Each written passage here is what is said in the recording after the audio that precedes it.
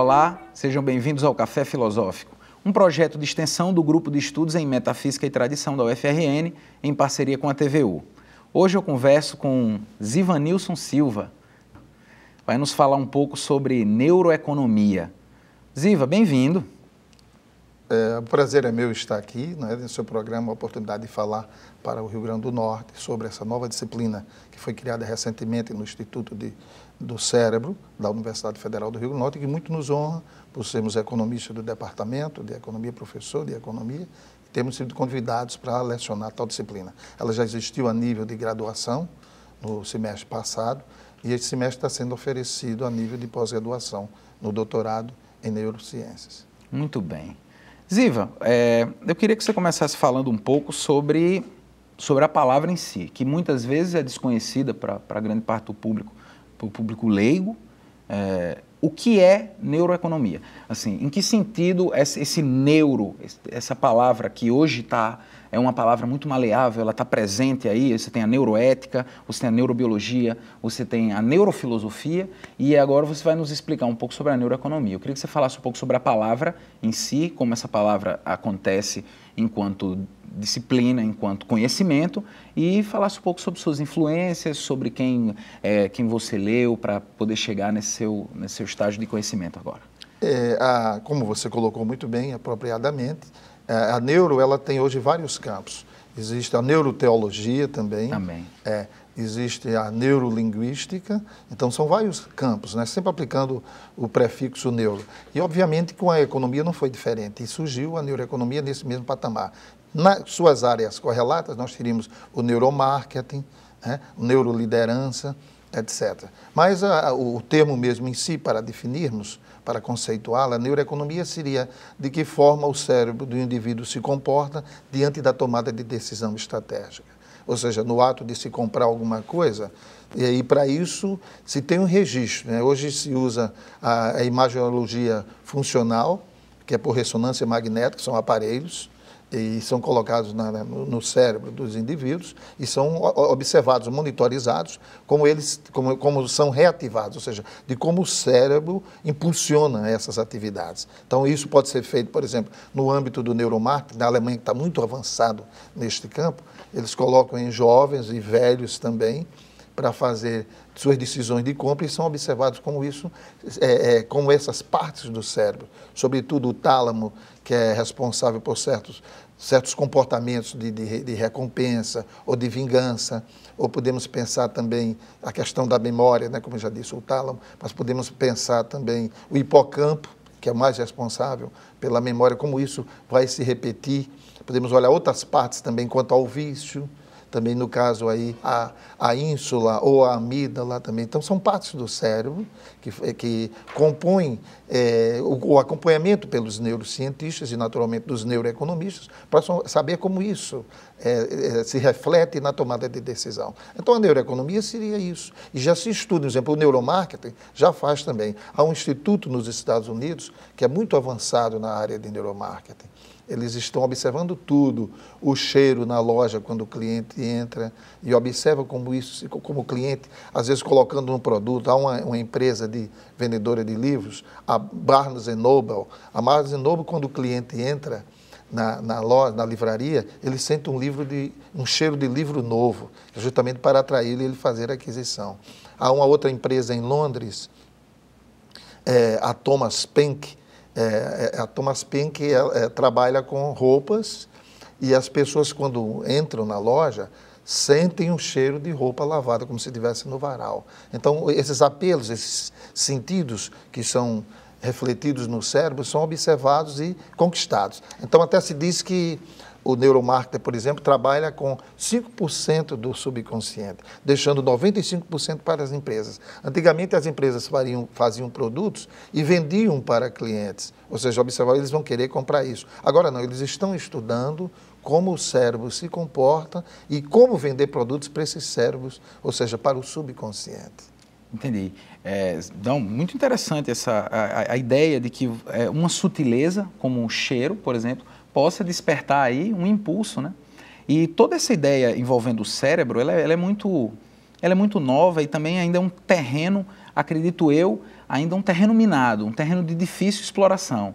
Você tem, por exemplo, os pensadores da filosofia analítica do século XX, como Wittgenstein, por exemplo, que estipulam a filosofia da linguagem, a filosofia analítica da linguagem, e que dá origem a uma corrente chamada filosofia da mente. Eu acho que isso é importante, Ziva, porque a filosofia da mente vai abordar o seguinte, não existe mais a mente. Nós não temos mais, a ciência e a filosofia não pode mais trabalhar com a ideia de uma mente, de uma consciência intangível ou metafísica, especulativa. Então, o que se tem é o cérebro, é o mapeamento desse cérebro e das funções físico-químicas desse cérebro em relação com as coisas do mundo. E eu queria que você falasse um pouco sobre isso na questão da economia, puxando para a economia, né? Como o cérebro... Ou seja, como é que a partir de um estudo acerca das nossas funções cerebrais pode engajar aí um novo movimento econômico e essa economia possa realmente ser efetiva e acontecer de fato no Brasil ou no nosso mundo contemporâneo? Você me perguntava ainda no início da nossa charla como tinha sido a minha ida ou que autores eu me espelhava para poder falar da neuroeconomia. Isso. Há um centro hoje na Universidade de Nova York, o Centro de Neuroeconomia, capitaneada pelo professor Paul Glemcher, do qual nós adotamos o seu livro aqui no curso de doutorado em neuroeconomia. E este livro, ele traz uma inovação, porque ele tenta mostrar uma nova metodologia para o ensino desta disciplina da neuroeconomia. Então, um caso que você colocou muito bem, o cérebro, na verdade, é uma fábrica de produtos químicos, se nós pudermos falar. Porque a gente imagina que o cérebro está colocado no crânio, mas ele teria essa sua função. Existe a ligação total neuronal, que são justamente através das sinapses, ou seja, os neurônios, os dendritos, que se relacionam, ou seja, entre os neurônios, é um processo, que em inglês a palavra apropriada para isso é circuitry, que quer dizer um sistema de circuitos elétricos. Então, há todo um comando comportamental, né? Por isso que às vezes eu até brinco com os meus alunos e recentemente numa palestra na Cientec eu tive a oportunidade de dizer naquela ocasião que nós tínhamos 3 cérebros. Na verdade nós só temos um, mas 3 em que sentido? Um na cabeça, um no coração e no gut, no estômago.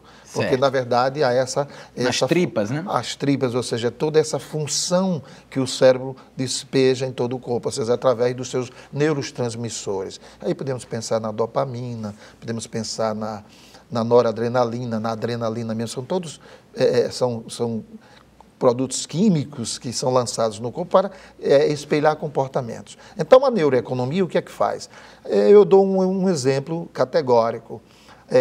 O DNA, por exemplo, quando foi descoberto por James Watson e Francis Crick, não imaginava-se que ela ficasse restrita apenas a essa descoberta da genética. Mas, na verdade, havia uma interface com outra área, no caso da química, com moléculas. Ou seja, quando eles passaram a entender que aquilo havia uma forma de entendimento entre os que haviam descoberto essa hélice coidal dos genes, né? Isso conseguiu provar que havia uma interface, ou seja, uma comunicação entre biólogos e químicos, dando origem à bioquímica. Então, essa foi uma grande, que dentro da linguagem científica e do ponto de vista metodológico, pode ser chamado de redução. Houve um reducionismo para o surgimento da bioquímica e ela ficou com a ciência independente, nascida da química e da biologia. Então, o mesmo se dá... Isso tudo muito contemporâneo, né, Zé? Tudo muito atual. E isso se dá também com a físico-química, ou seja, existe a separação da física, nós podemos pensar na matéria, a questão dos prótons e como isso, essa divisão também, imaginando-se os nêutrons, os prótons, né? E essa questão nuclear, que foi a fase importante do nascimento de um novo ramo dentro da física, até mesmo discordando a física quântica de outros ramos tradicionais da física, mas isso aí, dentro dessa descoberta e desse avanço, possibilitou também um surgimento, um reducionismo da física com a química, surgindo a físico-química com a químico-física. Ziva, desculpe, me corrija se eu estiver errado. Eu acredito que o século XX inteiro, ele ensaia um movimento para desembocar hoje, agora, no nosso século XXI, querendo trazer, ou seja, buscando elementos da filosofia, do pensamento, da ética, e trazendo para a ciência.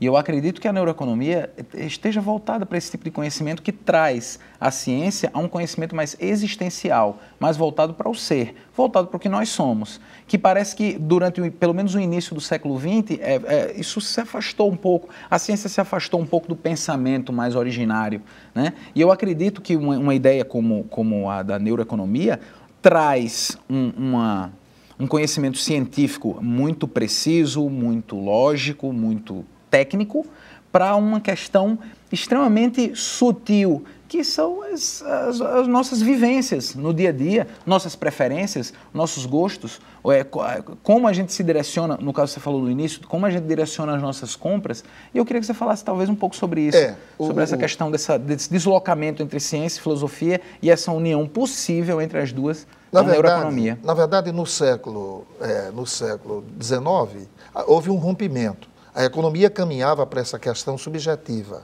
né? Há um pensador francês, por sinal sociólogo, mas que começou a estudar, e é considerado, perdão, o pai da psicologia econômica, que é o Gabriel Tarde. E o Gabriel Tarde foi o primeiro a escrever um tratado naquela época, na França, trazendo para essas questões subjetivistas, ou seja, algo que tinha sido deixado de lado com os economistas da escola austríaca, nomeadamente Karl Menger, né, tinha sido von Wieser, e outros que começaram a estudar esse comportamento. Quer dizer, eles iam no caminho certo, mas houve um rompimento, porque estavam levando em consideração a psicologia, fenômenos psicológicos na economia. Então, essa seria, digamos assim, a primeira fase embrionária da neuroeconomia. Ela surgiu como psicologia econômica, porque rompeu com essa corrente. E aí houve uma outra escola inglesa, capitaneada por Jevons, William Jevons, que por sinal morreu muito cedo, afogado no Tâmisa, mas que achava que a economia era uma ciência exata, se respaldava até na estatística para comprovar as teorias, e com isso houve esse rompimento. Não com o pensamento da escola, como é chamada a escola economia política inglesa, que deu origem à escola neoclássica, que é a que a gente conhece até hoje, mas claro que antes os primórdios da economia, que eram escoceses, no caso aí Adam Smith e David Hume, foram hoje os esteios do que é a neuroeconomia. Mas nós vamos tentar explicar isso. A neuroeconomia seria até hoje muito questionada, porque são dois pensadores também que escreveram um artigo perguntando como é que pode isso ser uma nova ciência se ela vai fazer esse reducionismo. Aí é a explicação que a gente tenta mostrar agora. Esse reducionismo é justamente essa falta de consistência do ponto de vista científico na economia. A economia, como você colocou apropriadamente, bem, ela não está totalmente sustentada em princípios, em axiomas realistas. A economia positiva, por exemplo, o Nobel em Economia falecido recentemente, Milton Friedman, da Escola de Chicago, escreveu um livro, Ensaio sobre a Economia Positiva, onde ele achava que a economia só vai se tornar ciência se ela puder ter os seus princípios corroborados pela condição se, ou seja, se somente certo, se. Então, condição de possibilidade. Possibilidades, ou seja, apenas isso, então assim, então isto. E isso foi um rompimento. Eles criaram um campo, embora eu não esteja querendo aqui nesse momento falar de um ponto de vista filosófico um pouco aprofundado, mas é o que essa economia neoclássica apresenta, que é o que você falou ainda há pouco, a teoria da preferência revelada. Porque, na realidade, não se revela a preferência, se constrói a preferência. Constrói a preferência. Então, aí, essa corrente ficou dizendo um axioma fraco, um axioma forte na economia. O axioma fraco é aquele em que, se eu prefiro dentro da lógica, vamos dizer, filosófica, se A é preferido a B, B é preferido a C, então A tem que ser preferido a C. Então, esse é o princípio da transitividade, como se chama. Mas também existe o princípio da complementariedade. E aí foi questionado. Como isso for questionado, o que se pretende com a neuroeconomia é que ela é pautada em dois grandes ramos hoje dentro da economia. A economia comportamental. A economia comportamental não é mais aquela economia dos indivíduos racionais, o chamado homo econômicos. O homo econômico seria um protótipo, um fetiche, um boneco criado que tem um certo comportamento, que o consumidor é racional. Então, aí foi quando o nosso primeiro interlocutor, que seria John Maynard Keynes, o Sir John Maynard Keynes, na Inglaterra, lançou a teoria geral dizendo que, sendo ele o primeiro a mostrar que a economia, ele é o nosso primeiro economista, vamos dizer assim, irracional. É o nosso primeiro economista comportamental, avant la lettre.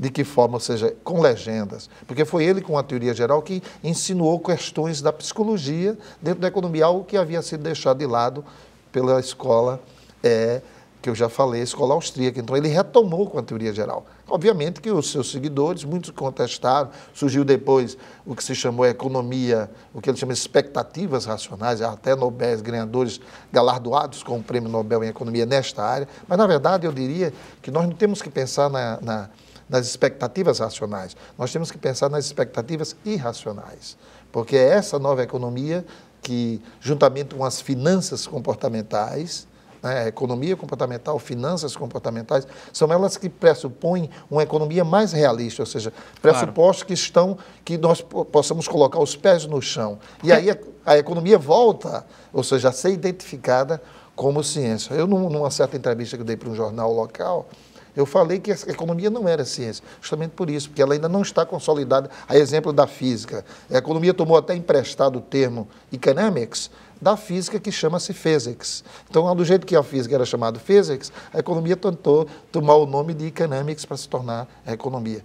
E como tendo a inveja dessa ciência rainha. Claro, como a filosofia durante muito tempo, né, se tinha como ciência, mas hoje a gente sabe que a filosofia ela não pode ser considerada uma ciência como é a física, por exemplo. Perfeitamente. Então a economia também está nesse meio termo, também está trabalhando aí nessa possibilidade de entrar. Eu até, Alain, para não perder esse raciocínio, esse filme fica muito interessante, a economia, a neuroeconomia em particular, ela pretende, eu vou falar esse termo, ela pretende ser a economia do futuro, ou seja, no futuro as pessoas estarão falando em neuroeconomia. Não é assim como no passado, outras ciências se consolidaram como no século passado, mas no século XXI a neurociência veio realmente dar esse grande contributo. A grande contribuição é o século do cérebro, essa é a grande verdade. Se nós formos pensar, hoje uma coisa que é esquecida inclusive pela economia feminista, ninguém fala na economia feminista. Trata-se o consumidor ele, mas por que não se trata o consumidor ela? Não é? Hoje nos Estados Unidos, você tem uma ideia, o total de gastos das mulheres soma a 80 bilhões de dólares em termos anuais, só o consumo feminino. Então isso já estamos falando. E aí existe todo um tipo de categoria totalmente voltada para o consumo feminino, existe toda uma gama de produtos ali que está mais voltada para o grupo feminino. Perfeito. Inclusive esse feminismo colocando a mulher num patamar igual. Eu, por exemplo, que fiz a minha tese de doutoramento, eu trabalhei com globalização e segmentação por gênero, porque na verdade eu queria descobrir por que é que há essa discriminação, né? E na minha tese de doutoramento eu consegui detectar isso. Não fazendo uma apologia, nenhuma propaganda da nossa tese de doutoramento, mas nós fomos os primeiros a trabalhar com gênero em economia, ou seja, essa é a noção de economia feminista. Eu sou um pioneiro, eu poderia dizer.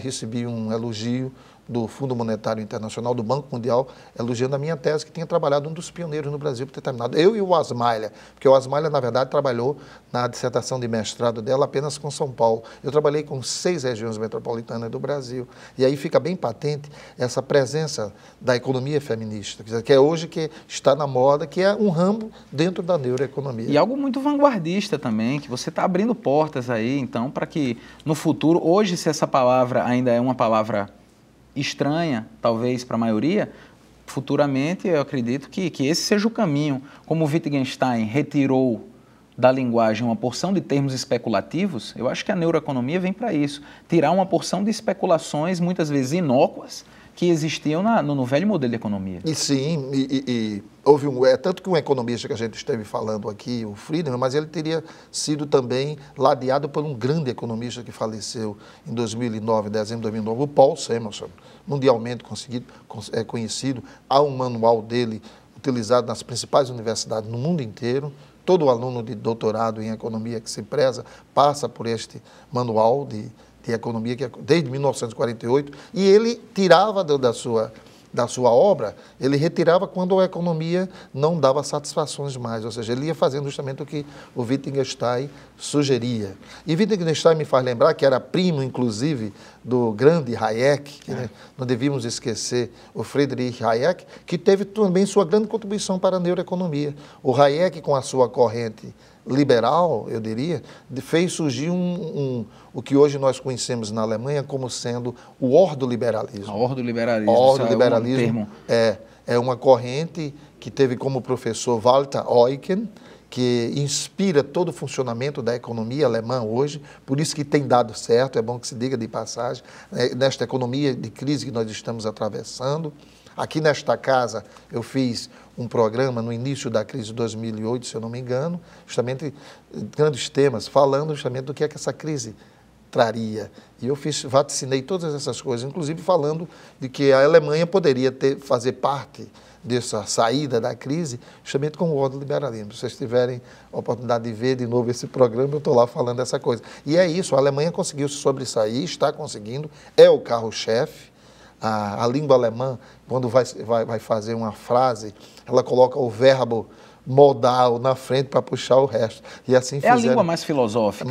É a língua mais aberta ao pensamento. A gente tem os gregos antigos na aurora do pensamento, mas hoje, para a filosofia, desde a filosofia moderna até hoje a contemporânea, a língua alemã realmente é a língua do berço, onde se faz o pensamento de fato. Então, essa corrente, obviamente, segue essa forma de pensamento que é a estrutura da língua abre para isso. A estrutura abre para isso, ou seja, é uma língua, eu diria assim, muito lógica, as palavras são formadas de forma lógica. Eu não caberia aqui no tema dizer, mas apenas para tratar do ordoliberalismo, e eles se espelharam nesse ordoliberalismo, que são poucos no Brasil os que seguem essa corrente. Eu, inclusive, sou um deles, tenho uma pretensão de traduzir ordoliberalismo. Explica um pouco sobre esse termo. Esse ordo vem de ordem. Vem de ordem, o ordoliberalismo é uma espécie, vamos dizer assim, uma vertente do liberalismo, no qual se acredita que o mercado não resolve tudo. Para tanto, deve-se dar uma certa margem de ordem. Por exemplo, deve-se quebrar o monopólio. O monopólio não deve existir porque ele não é benéfico para o funcionamento da economia. Ele centraliza lucros, ele eleva preços, etc, etc. Então, e a concorrência é que traz a evolução? A concorrência. No seu modelo, um livro que inclusive já existe em português, eu pretendo traduzir, é uma das minhas metas, traduzir a sua segunda obra mais importante, que em alemão seria chamado Grundsätze der Nationalökonomie, ou seja, princípios da economia nacional ou da política econômica. Eu pretendo traduzir a sua segunda obra, que ainda está em alemão, mas a primeira obra já temos em português, graças à tradução portuguesa da Carlos Gulbenkian, de Portugal, Fundamentos da Economia Política. E nesse livro ele traz, Alan, não apenas 4 formas de mercado com as quais nós sobejamente ensinamos aos nossos alunos, né? Monopólio, concorrência perfeita, monopólio e concorrência monopolista. Essas 4 formas. Na verdade, ele mostra 26 formas diferentes de mercado, que é muito mais próxima da realidade. Ou seja, traz aí uma complexidade que condiz com a própria singularidade do ser humano, que está aí sempre... o ser humano nunca é um projeto centrado. Ele está sempre, entendeu? Se moldando e se modificando e se metamorfoseando. Evoluindo, os próprios gostos, as próprias tendências ao consumo, elas também vão mudando, ela não tem um padrão correto, e eu acho que isso é muito interessante, trazer mais formas de encarar isso. Então, com essas, vamos dizer assim, essas diversas doutrinas que existem dentro da economia, há essa proximidade com a neuroeconomia. A neuroeconomia tenta, então, através da tomada de decisão, de como o consumidor se comporta, mostrar que é a realidade de cada situação. Ou seja, uma criança, quando quer um brinquedo, eu dou esse exemplo muito frequentemente, e a mãe ou o pai pede para ela escolher qual que você quer, você vê no riso da criança essa questão da decisão. Ali cabe um momento da neuroeconomia. Embora não seja esta criança que esteja adquirindo o produto do ponto de vista monetário, mas ele é do ponto de vista de escolha. Por quê? Porque a utilidade de um bem nada mais é do que esse conjunto de objetos de escolha. Então, é isso que a gente está querendo com a neuroeconomia. A ideia da decisão, desculpe, Ziva, a ideia da decisão também é muito importante, né? O Heidegger, o filósofo, dá muita ênfase nessa questão da decisão, porque na decisão acontece uma quebra, uma ruptura. É na decisão que você realmente escolhe o que você vai querer ou não. E eu acho que a economia deve se centrar nesse momento da decisão. No momento que você vai entrar na loja ou no momento que você vai comprar o produto. Porque, na verdade, também já comprovado pelos neuroeconomistas, quando nós adquirimos um produto, na verdade, ele já está decidido antes. A compra é apenas o ato, já foi decidido. Então, é essa questão que está sendo colocada hoje pela neuroeconomia. E quando não a hora da compra em si, mas o momento da decisão já foi feito antes. Do cliente. A compra é ali, no fato, porque está concretizando, mas você já se planejou antes, já idealizou que vai fazer a compra, o seu cérebro já fez as suas sinapses quanto a isso, é uma decisão, uma escolha, mas eu vou concretizar através da compra, através da troca. E eu coloco isso porque há um pensamento na neuroeconomia hoje, que já é basilar, ele é fundamental para o enriquecimento da ciência, porque a tentativa da neuroeconomia é avançar em pesquisas, e são feitas em shopping centers, observando os consumidores, como eles se comportam, esses acompanhamentos, para poder verificar, corroborar com as teorias previamente estabelecidas. Por que eu estou dizendo isso? Porque com o auxílio do neuromarketing, das finanças comportamentais e do que nós já chamamos hoje dentro da economia comportamental, a economia irracional, há uma irracionalidade. Quando, por exemplo, por que nós valorizamos mais aquilo que possuímos? Se você ganha uma caneca dessa daqui de presente, por exemplo, e eu quiser comprar a sua caneca, você não vai querer se desfazer dela. Existe isso, a neuroeconomia chama isso efeito dotação. Então a gente passa a valorizar mais aquilo que nos pertence do que aquilo que os outros têm. Então você se desfaz muito dificilmente de uma caneta que você guarda em casa, com certeza. Se alguém quiser comprá-la, mesmo que dê o dobro ou o triplo do valor que você adquiriu, você tem esse efeito dotação. Então, isso são inúmeros exemplos dentro da economia irracional que ninguém sabe explicar, mas isso sim é uma decisão da neuroeconomia, porque o cérebro tem esse comportamento. Então, não é aquilo que nós ensinamos na academia, que o consumidor é racional, que ele age daquele jeito. Isso aí é coisa de livro mesmo. Isso aí é coisa de, vamos dizer assim, da teoria neoclássica, se assim nós podemos criticar. Mas este avanço, creio eu, que a neuroeconomia vai obter, e dentro em breve, eu não posso precisar quanto tempo, mas eu vejo o horizonte no futuro, que já chegou, nós vamos estar falando aí com economistas comportamentais, falando com neuroeconomistas, do qual eu agora sou um neuroeconomista, então pensando que eu estou pisando em terreno firme. Não é algo que eu poderia, durante tanto tempo que eu sou professor de economia, sempre ensinando o homo econômicos. Eu vou agora pensar no homo neuroeconômico, ou seja, o homo sapiens. Essa é a nossa... Saindo dessa coisa, vamos dizer assim, esse hominídeo, que é uma coisa que a gente... E partindo para esse homúnculo que eu tenho na cabeça e tirando de dentro do meu cérebro. Então, é essa a ideia da economia comportamental juntamente com a neuroeconomia.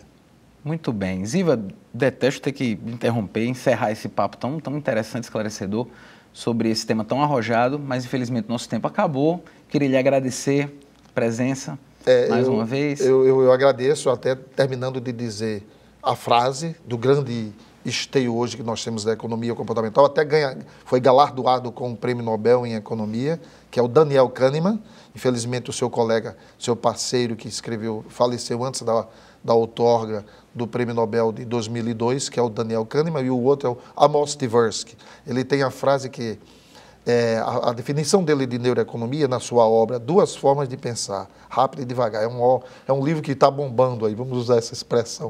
O livro está sendo vendido no mundo inteiro, esse livro do Daniel Kahneman, e ele diz lá, ele dá uma definição da economia. A neuroeconomia é a maneira em que o cérebro do indivíduo se comporta diante da tomada de decisão. Muito bem. Ziva, mais uma vez obrigado, muito esclarecedor, muito bacana. Queria dizer que conversei com o Zivanilson Silva, nos falou aqui sobre a neuroeconomia. Você que está em casa, semana que vem tem mais. Até lá.